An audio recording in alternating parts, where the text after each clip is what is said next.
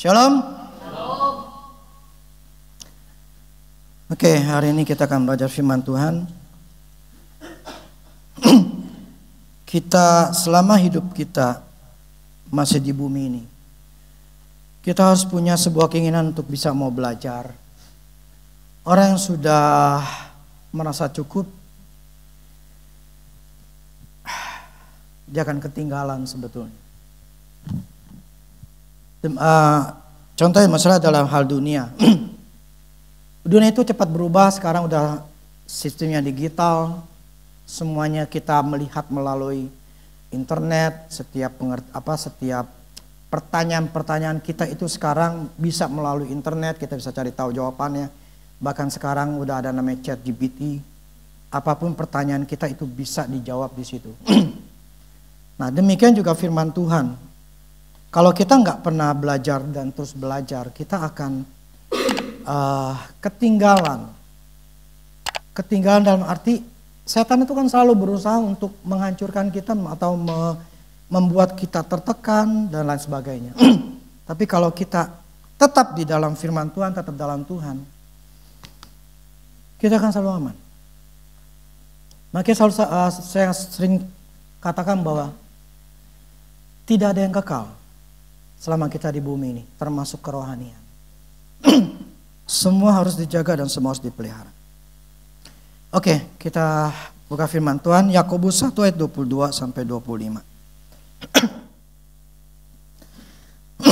Ya, tetapi hendaklah kamu menjadi pelaku firman dan bukan hanya pendengar saja. Sebab jika tidak demikian, kamu menipu diri sendiri. Sebab jika seorang hanya mendengar firman saja dan tidak melakukannya, ia adalah seumpama seorang yang sedang mengamat-amati mukanya yang sebenarnya di depan cermin. Baru saja ia memandang dirinya, ia sudah pergi, atau ia segera lupa bagaimana rupanya. Tetapi barang siapa meneliti hukum yang sempurna, itu hukum yang memerdekakan orang, dan ia bertekun di dalamnya. Jadi bukan hanya mendengar untuk melupakannya, tetapi sungguh-sungguh melakukannya. Ia akan berbahagia oleh perbuatannya. Oke. Jadi gini, ketika saya coba renungkan, mungkin kita bingung gitu ya. Apa sih arti kata kamu menipu diri sendiri? Kalau jadi cuma pendengar doang, kenapa dibilang kita nipu diri sendiri? Apa maksudnya, apa alasannya gitu loh. Kalau kita dengar cuman jadi pendengar, kita cuman ya nipu. Nipu apa? Nipu diri sendiri, bukan nipu orang tapi nipu diri sendiri. Apa sih maksudnya gitu loh. Kemudian saya coba renungin ya. Menipu dalam arti kamus bahasa Indonesia ya. Arti perbuatan yang tidak jujur atau berbohong atau palsu. Dengan maksud untuk menyesatkan atau mengakali. Jadi sebuah perbuatan yang gak jujur. Atau bohong. Atau palsu. Nah, atau arti kata gini. Menipu itu artinya perbuatan yang berbeda. Apa yang dia katakan maupun apa yang dia dengar. Waktu saat diajarkan. Jadi gini. Firman katakan kalau kita di sini cuma menjadi pendengar, bukan ngelakuin firman Tuhan, kita itu nipu diri kita sendiri. Kita ini ngebohongin diri kita sendiri. Kalau kita yang namanya belajar, kan kita datang ke gereja kan ini mau belajar firman Tuhan. Nah, pengen tahu kebenaran firman Tuhan.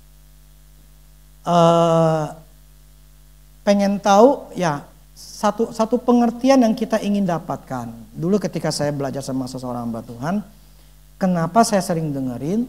Karena saya pengen belajar, ya kan? Karena saya pengen dapat pengertian, ya. Karena saya merasa bahwa kalau saya butuh gitu loh. Saya butuh, makanya saya mau belajar. Akhirnya saya pengen dapat pengertian. Nah, tetapi ketika seseorang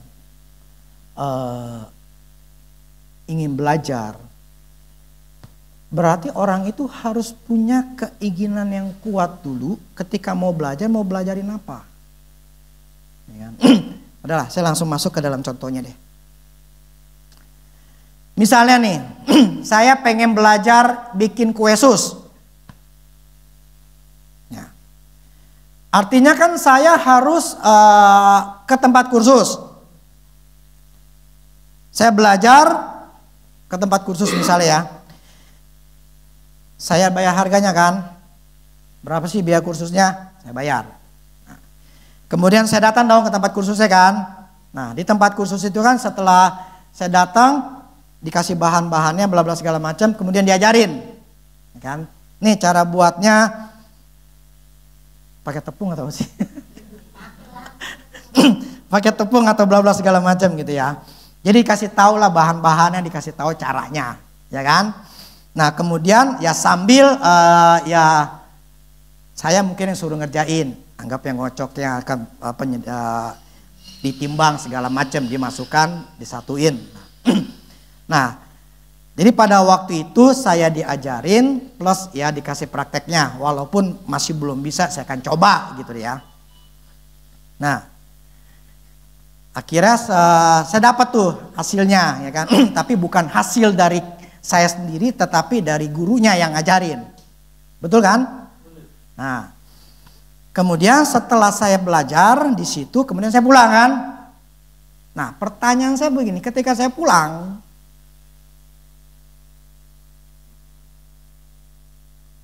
kalau saya enggak coba lagi, bisa nggak?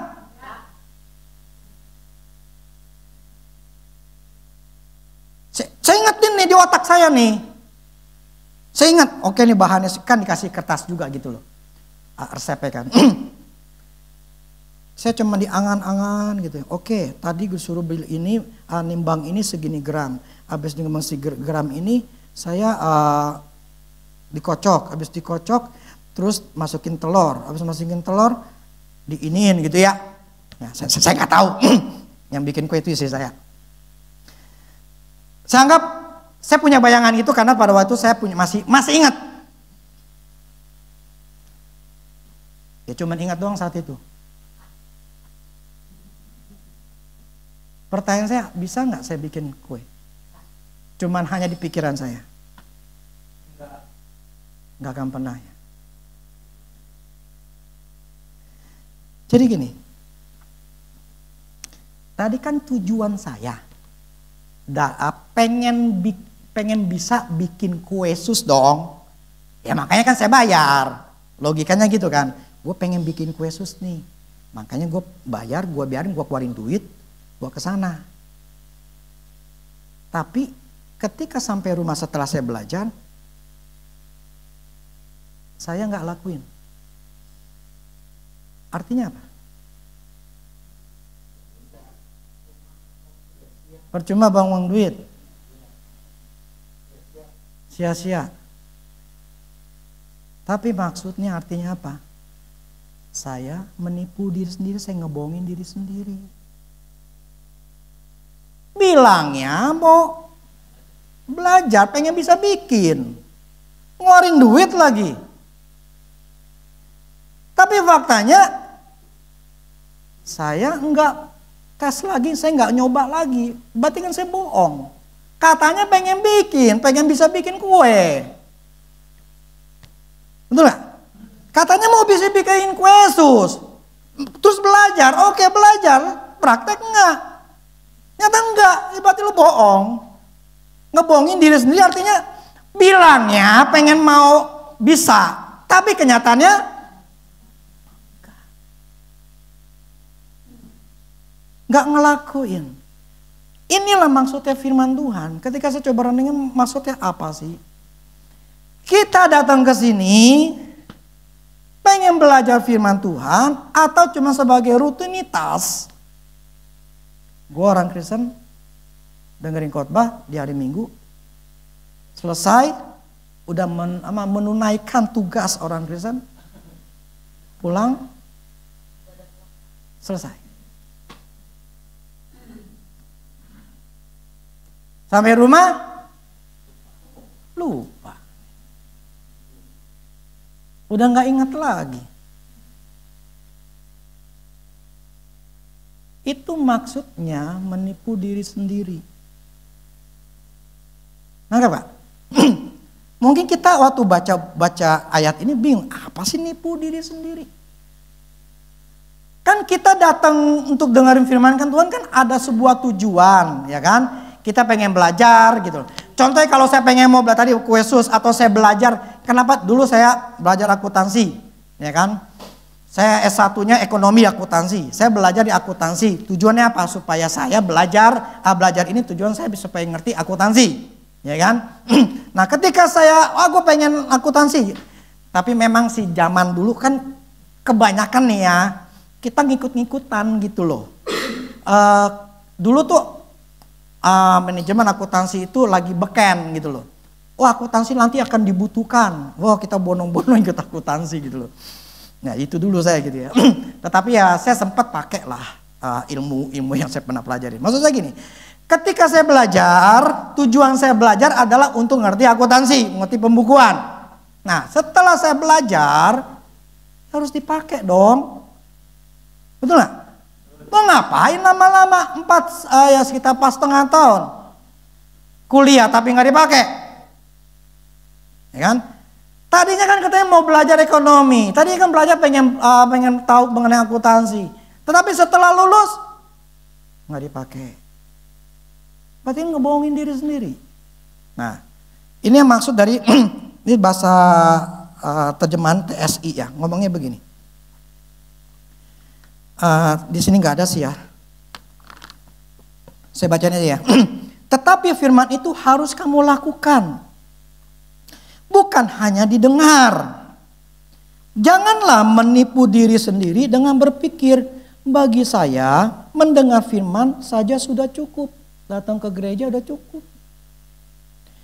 Kadang orang yang mendengar ajaran Allah tanpa melakukannya ibarat orang yang memandang mukanya sendiri pada cermin. Dia hanya tahu bentuk wajahnya selama berada di depan cermin. Tetapi begitu ia pergi, ia tak dapat melihatnya lagi dan segera lupa bentuk wajahnya itu. Tadi seperti saya kan ke WC dulu, saya ngat rambut saya, oh ada dikit nih kurang. Ya kan? Ada ngejambul gitu kan. Setelah saya ngeliat, oh udah ganteng, ya udah.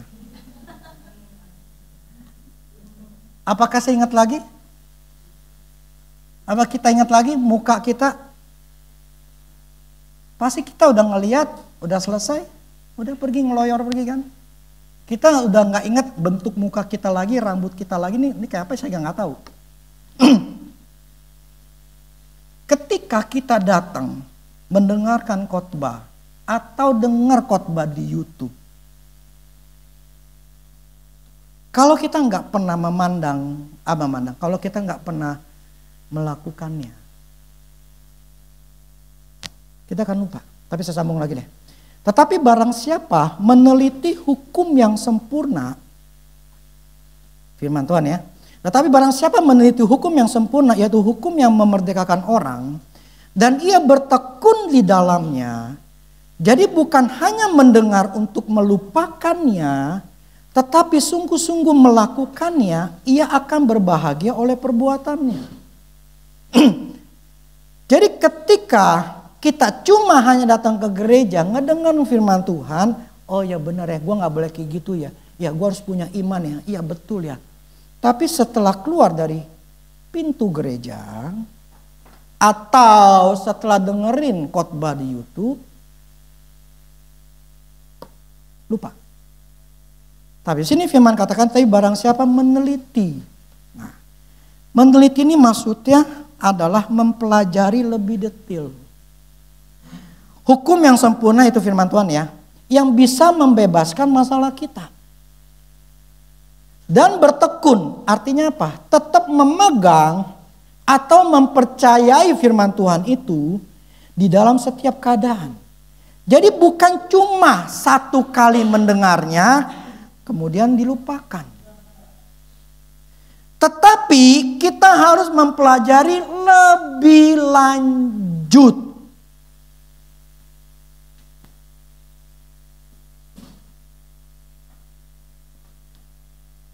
Makanya saya sering katakan, saya sendiri yang kemarin nih, saya kan khotbahkan tuh masalah kenapa saya ragu. Besokan, besok ya kalau Senin ya, saya dengerin lagi khotbah saya. Karena saya tahu khotbah itu emang tetap buat saya. Nah ketika saya dengerin lagi, itu kan saya mendapatkan pengertian atau teguran bla bla segala macam. Saya dengerin lagi, kemudian saya menelitinya apa? Nyelidikin, gua udah lakuin belum nih? Yang kemarin kan saya katakan untuk kita bisa mendapatkan keyakinan atau mempercayai atau menghilangkan keraguan, kita harus punya data yang valid. Kita harus mengumpulkan data. Nah, saya lakuin enggak? Jadi saya meneliti itu, saya mengkilas balik ke diri saya sendiri. Jadi saya ngerenungin, gue udah punya data yang valid gak? 100% valid. Gue udah mencoba untuk ada, kan saya katakan minggu lalu kan, ada pertanyaan-pertanyaan yang membuat kita ragu, itu harus dijawab. Nah jawaban-jawaban itu sudahkah saya cari tahu? Jadi ketika saya mendengarkan, kemudian saya mempraktekkan untuk apa yang saya kerjakan. Akhirnya saya nangkap, oke, berarti gue mesti lakuin ini. Jadi ya setelah saya mendengar khotbah itu ya saya mulai cari tahu lagi untuk memvalidkan atau mendapatkan data yang valid buat diri saya. Supaya saya mempunyai keyakinan yang bisa 100%. Nah itu namanya merenungkan. Kalau kita cuma datang doang dengerin khotbah di YouTube. Tapi nggak kita refleksikan ke dalam diri kita. Kita datang atau dengerin khotbah, jadinya ngebohongin diri sendiri. Mau ngapain datang ke gereja? Mau ngapain denger di YouTube? Katanya pengen mau belajar. Tapi kenyataannya nggak dilakuin. Contoh tadi, saya mau belajar bisa bikin kue, tetapi apa kenyataannya? Setelah saya datang, saya bayar, saya dikasih tahu caranya, pulang, plong hilang. Jadi nggak ada sesuatu yang saya coba pelajarin lagi. Jadi seharusnya setelah pulang itu saya harus dari pulang yang bikin kue itu, saya belajar lagi atau berusaha untuk mempelajari yang tadi saya pelajarin itu, kemudian saya coba, saya praktekin gimana sih gitu loh. Ngaduk. Nah, gimana gitu? Saya akan coba praktekin. Tapi misalnya ketika saya sudah dapat pengertian bla bla segala macam, hasil dari belajar saya di kursus itu, kemudian ketika saya mau ngelakuin, saya mikir gini, kalau gue bikin, misal telurnya mesti 5, satu telur itu berapa sekarang ya? 2.000, 3.000? 3.000. Satu biji 3.000. Anggap 3.000. 3.000 kalau 5 15.000. Ya kan? Belum tepung bla bla segala macam. Kalau gue beli, kalau gue lakuin, ini bukan capeknya. Apakah ini gue bukan? Kalau jadi,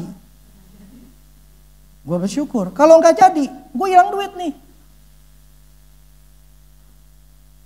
Apalagi pernah mertua saya bilang itu, bikin kue lapis. Pertama kali awal dia bikin, dia nyoba berapa puluh telur mana? 50 telur dia harus ngorbanin untuk nyoba. Berapa duit? Ya kan? Nah, kalau misalnya saya nih, ketika saya belajar, setelah saya belajar, ketika saya mempraktekkan, saya mikirin resikonya. Aduh, entah gue keluarin duit ini kalau jadi. Kalau nggak jadi gue hilang duit nih. Berapa telur yang mesti kehilangan? Belum ininya, tepungnya, ntar belum ininya. Ntar buat apa, bikin apa namanya? Susunya. Susu berapa duit? Ntar kalau misal ternyata gua keenceran atau gua ternyata kurang ininya, kebuang dong. Terus aduh, kebanyakan mikir.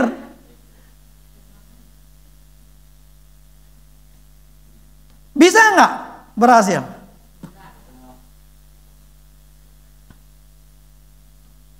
Nah, itu yang apa ya? Jadi gini, nggak cuma kita mempelajari gitu ya, nggak cuma kita merenungkan,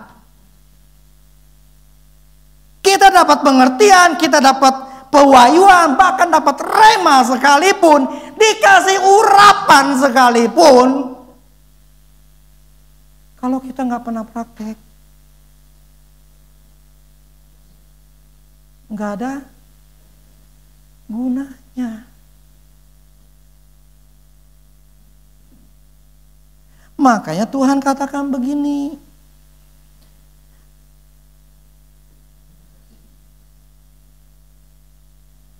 ia akan berbahagia oleh perbuatannya. Ia akan berbahagia oleh perbuatannya. Dari orang yang ngelakuin, orang itu akan senang. Jadi gini, saya ke contoh tadi kue ya. Kalau dia serius dan mau bisa bikin kue, dia pasti akan berusaha untuk pelajarin lagi dan mempraktekkan apa yang diajarkan. Tapi jika dia memikirkan risiko nggak jadi atau gagal, akhirnya akan buang duit. Apakah ini artinya dia cuma ngomongnya doang, mau bikin kue, tetapi sebetulnya dia ngebohongin dirinya sendiri. Jadi yang membuat kita tidak bisa terima janjinya Tuhan, atau tadi firman katakan, kebenaran yang akan memerdekakan kita, kita nggak pelajari dan kita nggak praktekin, kita tidak akan bisa bahagia.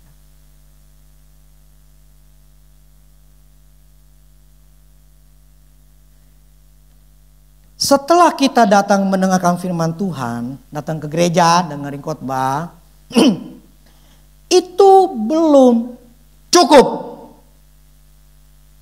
Oke, tahap pertama, kita datang ke gereja, kita dengerin khotbah di YouTube. Tahap pertama, oke, benar. Nggak mungkin tahap kedua sebelum dua atau tiga kalau satunya belum pernah, kalau nggak lakuin. Tahap keduanya, kita harus meneliti, kita harus merenungkan. Kita harus mempelajari lagi. Makanya sebetulnya ngedengerin khotbah hari Minggu itu nggak cukup. Sebetulnya kita harus dengerin lagi di hari Senin. Kita harus mempelajari lagi firman Tuhan itu dengan masalah yang kita sedang hadapi. Jadi ketika kita mendengarkan firman Tuhan, jangan cuma hanya dengerin doang, tetapi kita tidak mengolah, mempelajari lagi untuk masalah kita. Jadi firman Tuhan itu seperti kaca, seperti ya mirror gitu ya. Untuk mengaca diri kita, ketika firman Tuhan kasih lihat, no, lu kayak begini. Lu belum ngelakuin ABC-nya. Makanya lu mesti pelajarin lagi. Nah, tahap pertama kita datang untuk ngedengerin, tahap kedua kita harus bisa mempelajari. Kemudian kita merefleksikan ke masalah kita.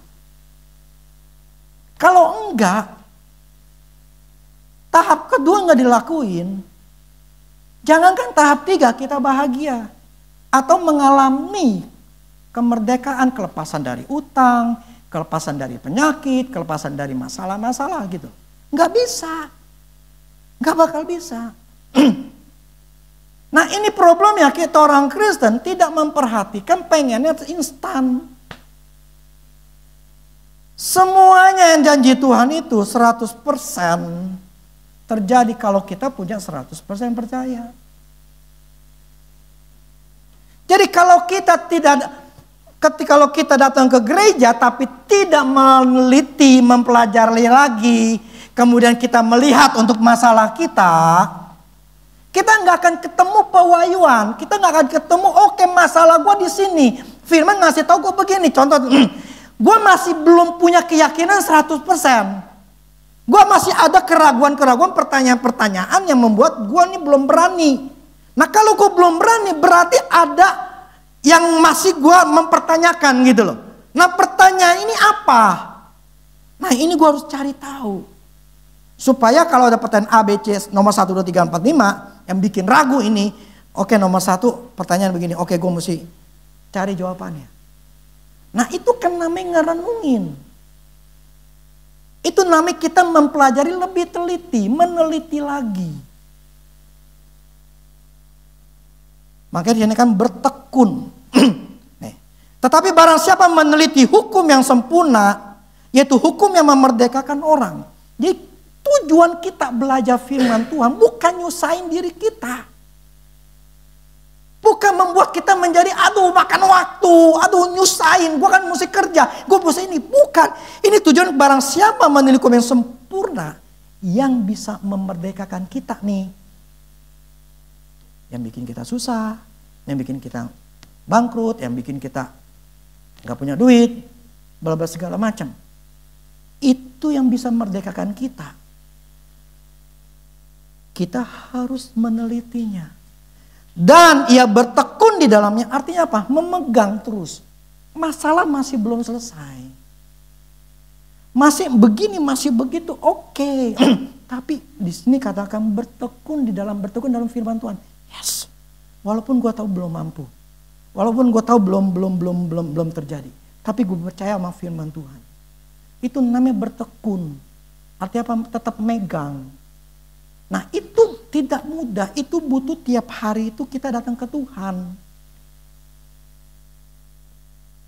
Nah kalau orang datang ke Tuhan ini kadang-kadang, kalau lagi mau doang, kalau lagi sempet doang, yang gak bakal bisa itu namanya firman Tuhan. Itu bisa terjadi dalam hidup kita. Sekali lagi, kalau belum sampai 100% percaya gak bakal bisa. Kalau kita nggak punya keyakinan 100%, nggak bisa. Karena itu udah passwordnya. 100% percaya. Kalau sekarang 70, 75. Memang kita taunya dari mana? Kita merasa lebih tenang. Tapi kita tahu kita belum mencapai 100%. Renungin lagi, teliti lagi. Jawab setiap pertanyaan-pertanyaan yang membuat kita ini masih ada pertanyaan. Nah ini memang butuh waktu, butuh proses. Nggak mudah. Terus saya katakan itu seperti benih. Namanya benih tanaman kita taruh, itu kan mulai tumbuh. Nah ketika numbuh, itu nggak langsung jebret tinggi. Apalagi ngasilin buah kagak, kecuali pohon toge. Ya kan? Sehari juga ada jadi dari kacang telai ya. Kacang hijau ya, kacang hijau. Dari kacang hijau jadi toge kan punya sehari 2 hari selesai. Ya kan? Tapi kan satu toge aja tuh nggak ada harganya. Betul nggak? Satu toge berapa tuh 0,00001 rupiah kali. Nggak ada harganya. Ambil aja.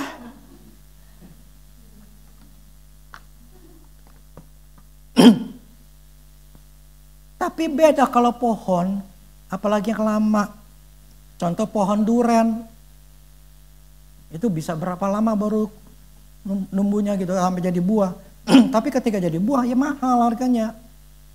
Nah jadi proses untuk kita mendapatkan 100% itu seperti kita nanam pohon.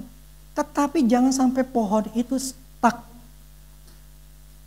Pertumbuhannya stuck, kita tidak melihara, kita tidak menjaganya. Sampai lama-lama tidak ada yang namanya protein, makanan yang masuk ke dalam pohon kita atau dalam hati kita karena kita nggak datang ke Tuhan, kita tidak merenungkan firman Tuhan, lama-lama bisa mati. Mati, mesti nabur lagi benih firman Tuhan, Mesti ngerenungin lagi. Mau sampai kapan? Itulah kenapa orang Kristen bertahun-tahun hidupnya sama. Nggak ada perubahan. Karena memang untuk mendapatkan, di sini katakan, bahagia dengan perbuatannya apa? Artinya orang itu ngelakuin firman Tuhan, orang itu akan senang atau bahagia. Maka firman katakan, barang siapa melakukan firman Tuhan, ya kan, kebahagiaan akan seperti sungai yang tidak pernah kering. Ya kan? Kebahagiaannya itu seperti ombak yang tidak akan pernah selesai, itu namanya gelombangnya tuh selalu ada gitu loh. Itu kalau ngelakuin. Nah, problemnya orang Kristen pengennya dapatnya instan, ketika ada masalah pengen cepat selesai. Tidak memperbaiki kekurangan yang kita harus beresin. Ya. Tanpa mempraktekkan apa yang kita pelajari, semua yang kita pelajari hanyalah sebuah teori yang tidak ada gunanya dan tidak akan merubah apa-apa. Jadi tanpa mempraktekkan apa yang kita pelajari, maka semua yang kita pelajari hanya sebuah teori yang tidak ada gunanya dan tidak akan merubah apa-apa. Ini pun ngomong ke saya. Saya belajar apapun, saya sudah pelajarin teorinya, sudah setiap keraguan, oke, kalau gue mau masuk begini, ini gimana? Harus begini, gini. Nah, kalau saya sudah dapat semua jawaban, 100% pertanyaan saya punya, 100% saya yakin nih dengan apa yang saya kerjakan. Tapi kalau saya tidak pernah ngelangkah, semuanya sia-sia. Iman tanpa tindakan mati.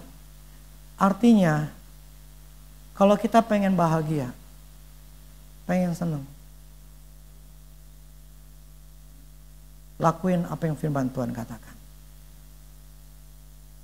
Bukan hanya pendengar, tapi menjadi pelaku. Jadi kalau ketika saya sudah ngerti, saya sudah punya urapan sekalipun, tapi saya nggak pernah praktek, percuma. Jadi kenapa waktu dulu saya diurapin sama Tuhan, masalah peperangan roh. Akhirnya saya, ya tanda kutip, dijorokin untuk pelayanan. Kalau saya cuma dapat urapan, tapi ketika mulai pelayanan, saya bilang, aduh gimana, ntar kalau gue diserang balik gimana nih? Ntar kalau gue kenapa-napa anak gue gimana nih? Ntar istri gue gimana? Ntar gue diserang pas sampai pulang, ntar gue diserang nih. Karena dulu kan kita mendengar ada seorang hamba Tuhan gitu ya. Ketika dia ngalahin sebuah rumah kosong, rumah tua, pulang-pulang diserang katanya. Sampai dia jantungan. Sampai akhirnya yang saya dengar katanya dia kapok katanya. Waduh, ntar gue kenapa nih? Anak gue masih kecil nih. Kalau saya sekalipun saya sudah diurapi sama Tuhan itu sekitar 1,5 tahun. Pengurapan yang gak ada hamba Tuhan sama sekali, tapi saya langsung dari Tuhan. Kalau ketika saya sudah dapat urapan apapun juga, tapi saya gak pernah pakai, gak ada.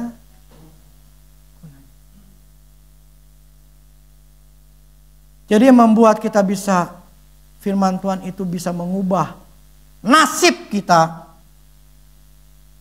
kalau kita melakukannya. Jadi jangan menipu diri kita kalau kita datang ke sini pengen mau belajar firman, ternyata enggak.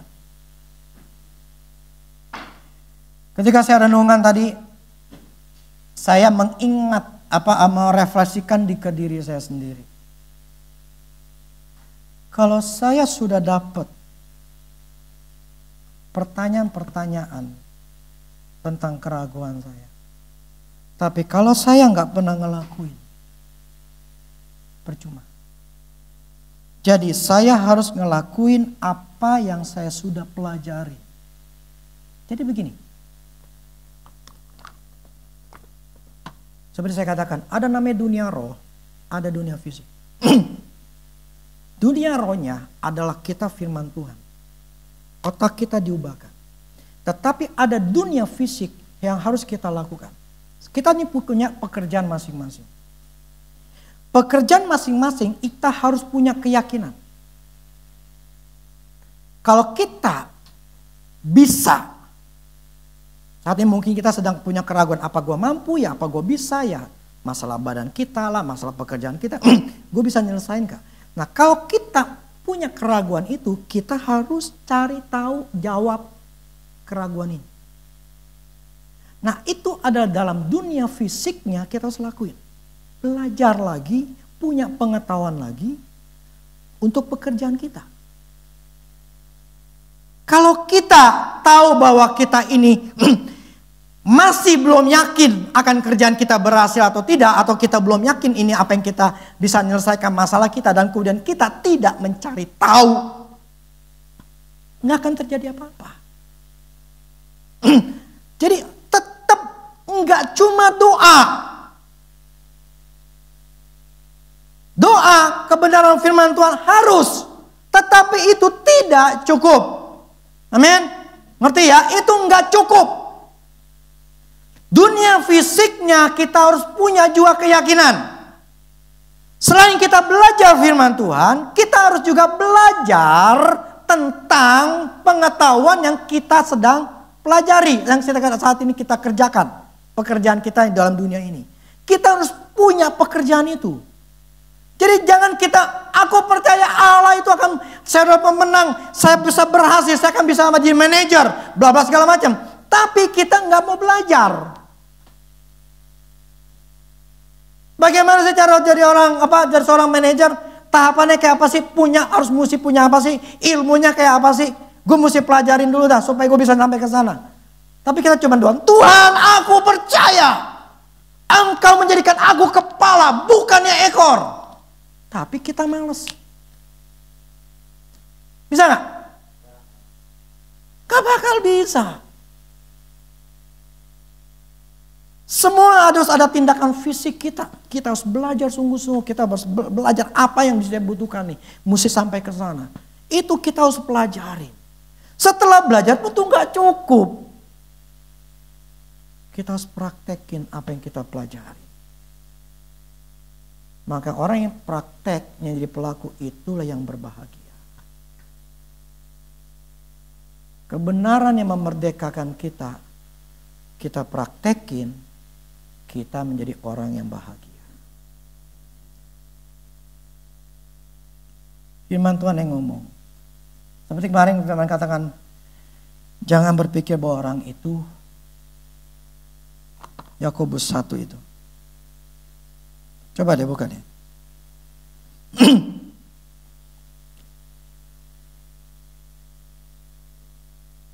Yakobus 1 ayat 6 sampai 8.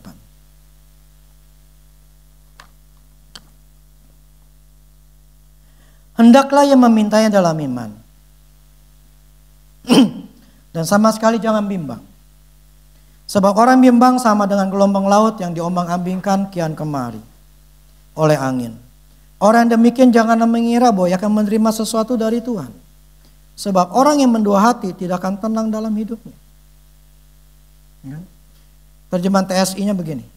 Asalkan kamu memintai dengan penuh, dengan percaya penuh, jangan ragu bahwa Allah bersedia memberikannya. Sebab orang yang ragu-ragu itu sama seperti ombak yang terombang-ambing ke sana kemari oleh angin. Orang seperti itu belum memutuskan dalam hatinya apakah dia akan percaya penuh dan mengandalkan Tuhan atau tidak.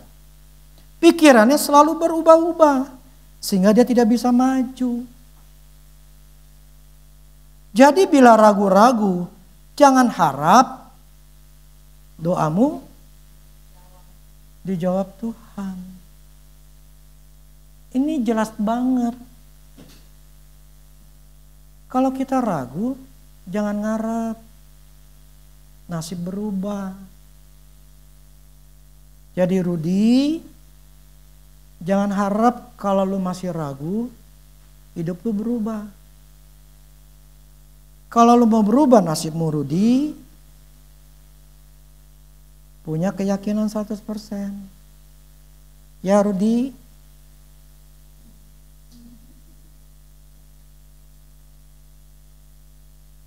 enggak? Kita ngomong di kaca. Atau seringkali saya waktu jalan saya ngomong sebutin namanya Rudi. Rudi, ingat. Nah, yang saya maksud begitu. Kita harus bisa membereskan setiap pertanyaan keraguan dalam hidup kita dengan cara kita harus pelajari, meneliti. Setelah dapat pelajaran menelitinya, kemudian kita harus praktekin. Kalau kita takut mempraktekannya dengan resiko, aduh ntar gimana, ntar gua rugi nih. Yang tadi saya bilang telurnya bisa hilang nih. Ini gimana caranya, ntar kalau gua telur, ini belum yang beli susu. Ntar berapa duit nih, keluar duit nih. Kita nggak akan pernah bisa bikin kue sus. Nggak bakal pernah, sampai kapanpun nggak bakal bisa. Jadi kalau kita tidak pernah mempraktekkan, mau sampai kapanpun nggak bakal bisa. Sampai kapanpun, sampai mati juga tetap aja nggak bakal bisa. Nggak dapat, nggak bakal dapat. Firman yang ngomong. Artinya, ya ini buat ke diri saya. Artinya kalau saya cuma hanya belajar, saya tiap hari dengerin firman Tuhan, saya tiap hari baca firman Tuhan.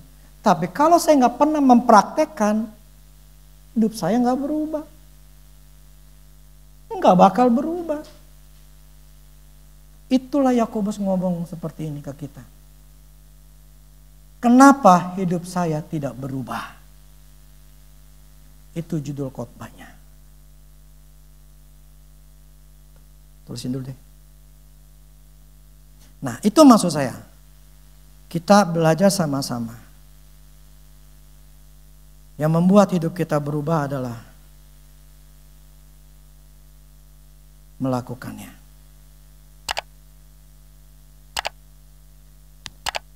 Amin. Saya tidak menghakimi, ini pun saya bicara kepada hidup saya. Kita sendiri masing-masing yang harus mengintrospeksi diri kita. Jadi setelah nih dengar khotbah, usahakan dengerin lagi. Karena kalau begini kan saya satu arah nih, kan gak sempat nih mikir kan. Otak kita gak sempat mikir dong, orang cuma dengerin 100% kan, fokusnya ke sini kan. Nah besok pas di YouTube dengerin lagi, tapi mulai praktekin, merefleksikan ke diri kita. Kalau saya seringkali saya pause, jadi saya berhentiin, saya ngerenungin diri saya sendiri. Oke tadi gue ngomongnya begini, sekarang kehidupan gue kayak apa? Itu saya berhentiin dulu, kemudian saya merenung atau mengimajinasikan gitu loh. Apa saya yang kurang yang harus diberesin. Karena gini loh, ngerubah otak kita, ngerubah diri kita itu sangat-sangat susah sekali. Sulit sekali. Makanya Paulus katakan itu, pola pikir, ya, memperbarui pikiran kita, itu yang harus dilakuin. Makanya gini, aduh, pentingnya mendidik anak, kalau sudah punya pola pikir yang bagus, nggak susah. Nggak susah. Tapi kalau pola pikir kita dulu jelek, kita punya sebuah pola pikir yang jelek, kita ngerubahnya tuh susah. Karena sudah terbiasa gitu loh. Nah, bukan berarti nggak bisa berubah gitu loh. Tapi ya kita harus punya effortnya itu lebih keras gitu loh. Tapi kalau anak masih kecil, anak masih muda, makanya saya ini kan kemarin saya katakan, saya lebih memperhatikan namanya kejiwaan anak. Kejiwaan anak itu nomor 1 buat saya. Karena saya katakan 25% itu pendidikan, mental, kemudian orang tua, kemudian menjadi pelaku firman. Itu adalah 4 hal yang menurut saya itu pilar membuat seorang berhasil. Jadi sekalipun misalnya si Marvel kemarin dia dapat hasil yang bagus banget. Semuanya A. Tapi bagi saya nggak tahu pentingin itu. Bagi saya berpikir gini, saya bersyukur saya nggak perlu pusing masalah pendidikan. Maksudnya masalah dia belajar atau enggak, soalnya ada hasilnya. Saya nggak pikirin itu. Jadi beban pikiran saya tuh nggak ada di sana. Karena ya emang udah tanggung jawab dia akhirnya punya tanggung jawab. Tetapi yang saya maksud gini, pola pikir kalau itu tertanam di dalam diri kita, itu salah. Susah sekali merubahnya. Betul gak sih? Tapi kalau anak sudah diajarkan dengan pola pikir yang bagus. Ini mudah-mudahan si Joshua yang masih muda ini punya, saya harap kamu punya pola pikir yang bagus Joshua. Jangan kayak bapak kamu ya. Pola pikir jelek, pola pikir kamu harus bagus. Karena kalau enggak pernah dari kecil kita mengolah pola pikir seorang anak untuk pola pikir yang bagus, itu akan susah. Nah, saya punya pola pikir yang jelek. Karena saya nggak pernah diajarkan dari kecil saya, orang tua saya nggak pernah saya diajarkan cara pikir yang bagus tuh nggak pernah. Papa saya nggak peduli dengan pola pikir saya, karena orang tua zaman dulu ya Cina totok gitu ya. Otaknya cuma duit, nggak pernah otaknya mikirin anak kayak gimana. Cuman ya sudahlah. Yang saya maksud begini, saya tahu ini susah, tapi saya tahu ini jalan keluarnya. Jadi kalau kita tahu ini memang susah, tapi ini jalan keluarnya, ya berusahalah dengan sekuat tenaga untuk merubah pola pikir. Nah ini, tapi sekali lagi pola pikir itu berubah nggak cukup kalau tidak tindakan.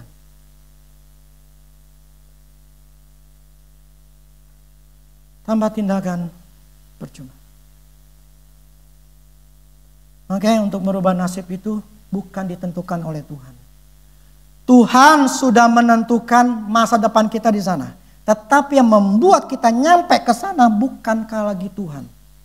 Urusan kita ngikutin gak apa yang firman Allah katakan. Kita jalan gak sampai ke sana. Nah untuk jalan ke sana itu butuh otak dirubah. Kalau otak kita salah berarti mesti dirubah. Jadi selama kita berjalan untuk menuju ke sana, itu firman katakan datang ke gereja, dengerin firman Tuhan, habis itu tahap kedua teliti, pelajarin lagi. Tahap ketiga ngelakuin, baru bisa nyampe. 3 ini nggak lakuin, nggak bakal bisa. Apakah mudah? Susah. Tanah Kanaan orang Israel, tanah kesanaan itu mereka banyak yang mati. Kenapa? Karena mereka tidak mau taat sama Tuhan.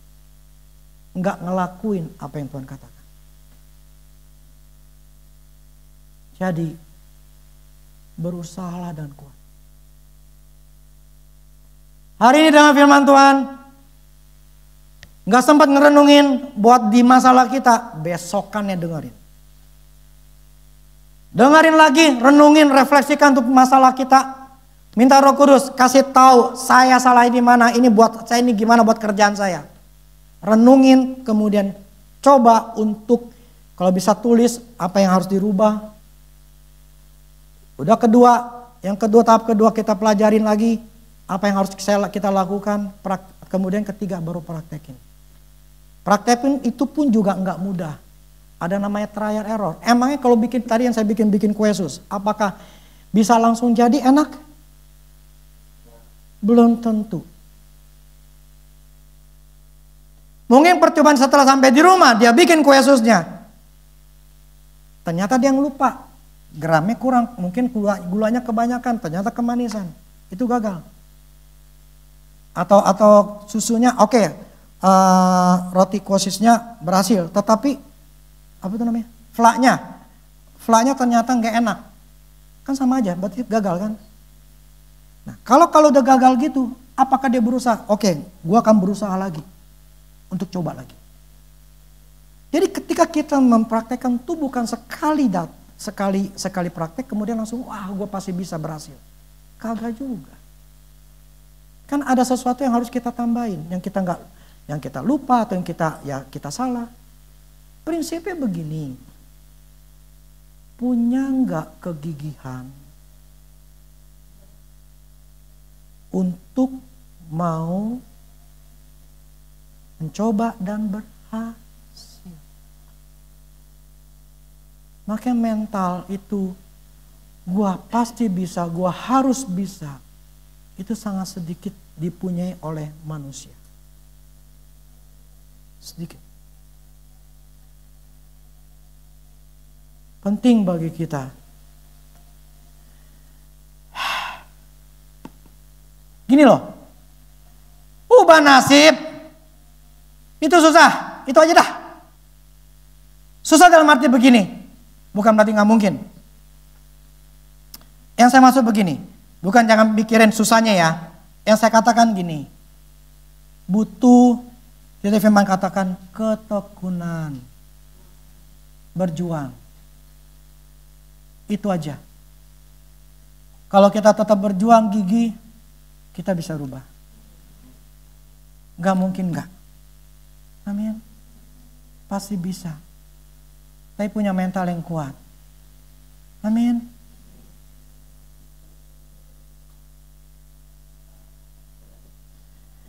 Saya ngomong gini karena saya ngalamin seperti apa yang saya khotbahkan ini buat tujuan buat saya juga. Tuhan tidak pernah gagal, amin. Tuhan tidak pernah gagal. Firman-Nya yang keluar dari mulutnya tidak akan pernah kembali dengan sia-sia atau gagal. Tapi dia akan melakukan apa yang diperintahkan dan berhasil dalam apa yang dia suruh. Jadi firman tentu pasti. Jadi kita harus punya mental yang pasti. Gua harus bisa. Gua harus bisa. Gua harus bisa. Amin. Amin. Be a man.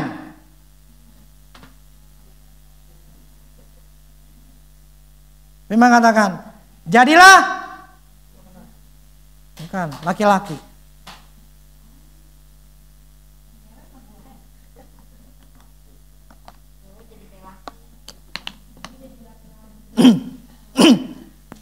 Paulus ingin mengatakan gini, jadi laki-laki maksudnya adalah jadilah seorang yang mempunyai fighting spiritnya yang kuat. Yang semangat, yang kuat, yang berani. Hanya itulah sebagai seorang pemenang. Oke, ngerti ya? Oke, sekali lagi saya ingin ayat nih ya. Coba dengarkan baik-baik. TSI aja deh ya. Kata-katanya lebih enak. Jadi terjemahan sehari-hari. Tetapi firman itu harus kamu lakukan. Bukan hanya didengar. Janganlah menipu diri sendiri dengan berpikir, bagi saya mendengar firman aja sudah cukup. Jadi datang ke gereja yang cukup, bukan ya. Karena orang yang mendengar ajaran Allah tanpa melakukannya ibarat orang yang memandang mukanya sendiri pada cermin.